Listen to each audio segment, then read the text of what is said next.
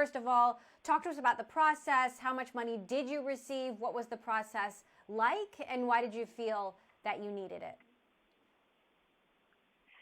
Well, nice to be with you. The process was kind of hurried and I know uncoordinated, like everything is at the last minute, but it worked out.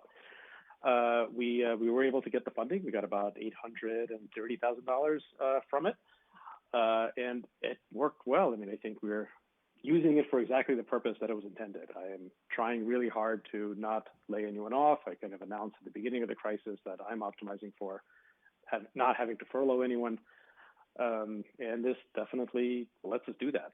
So I feel pretty good about it. So it was, because of this money, it was chaotic, but everything. So because of this money, you won't have to do layoffs and you won't have to furlough anyone?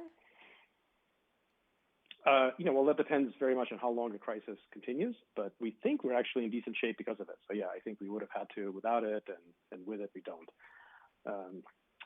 Hopefully, if this goes on for another couple of years, then maybe not, but at least for now, we're in decent shape because of it. Now, there has been a lot of debate about who has received this funding. Shake Shack, for example, returned their PPP money. And, I've talked to venture capitalists who've said that venture-backed startups should not be applying for this money except in extraordinary circumstances because they obviously have sources of funding out there. You've also been a venture capitalist, so I'm sure you have some thoughts on this.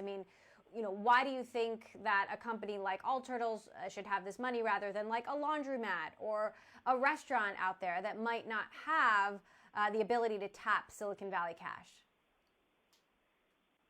Yeah, I think, hopefully it's not, us versus somebody else.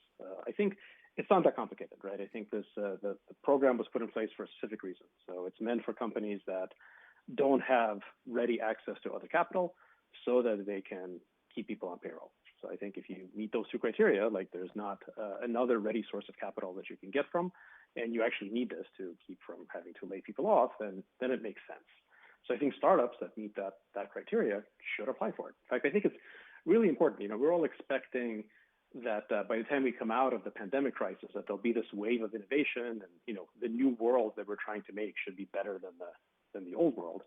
And that's going to take a lot of innovation, and that innovation is going to come from startups, right? So if startups are just blanket excluded from this process, what that's going to do is it's going to force, people who would work at startups that are trying to make a difference to have to go and try to get jobs at, bigger companies or companies that are getting this.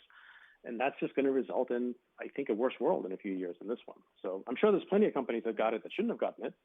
It's good that they're returning it. But I think if you're using it to pay people's salaries and you would have had to lay people off before, then I think that's what it's intended for. All right. Now, All Turtles builds AI products. What does the pandemic and the sort of Titanic hit to the economy mean for your company and what you're developing? Yeah, I was really struck over the past few weeks of just being, in lockdown that, I recognized through repeated repetition just how non-essential I was, right? I think me and most of the people I know were by definition non-essential to the crisis, and that kind of felt weird, right? This realization, oh, I guess I'm not essential. I kind of used to thinking myself as vaguely important in some unspecified way, so it kind of came as a surprise to be right, there's people who do real work, and I'm unessential. And I just kind of decided to deal with that by saying, well, okay, so we're non-essential to the immediate dealing of the crisis. So how do we become essential to the recovery? How do we become essential to gluing the world back together?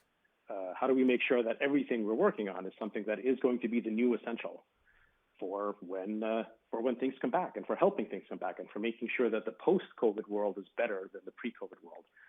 So all of the projects that we're working on, even before this, most of our projects were about health and the future of health. And now we've kind of moved into, we're all in on that. So everything we're working on is something that I believe makes the recovery better, makes the world better. And I'm trying to get as many of the companies and founders in my network and in my portfolio to think along similar lines. Meantime, having worked at Evernote, I'm sure you've thought a lot about productivity and how this changes how we work and the return to work. What does that look like as we come out of this, not knowing how long it's going to take before we do? Yeah, that's been really fascinating. So, I am living and working completely online, as a lot of people are. And for me, for the kinds of work that I do, for the kinds of work that we do, that's been pretty productive, which is frankly surprising to me. And we're just lucky to have the kind of work that you can do remotely. We've been thinking about, do we come back to our office? I just announced to the company that we're definitely not coming back to any kind of central office until September at the earliest, mostly because we just wanted to give our employees like some certainty, right? So if they want to make plans for where to spend the next couple of months, we want people to know that they're not going to get called back in a few weeks or something. So we're definitely not reopening in any kind of physical capacity until September at the earliest. We'll kind of see after that.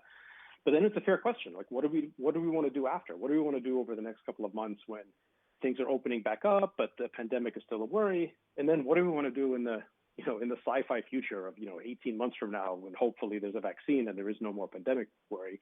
What have we learned and how do we want to act? And we're figuring that out. We're actually surveying our employees. Right. We're thinking about this a lot.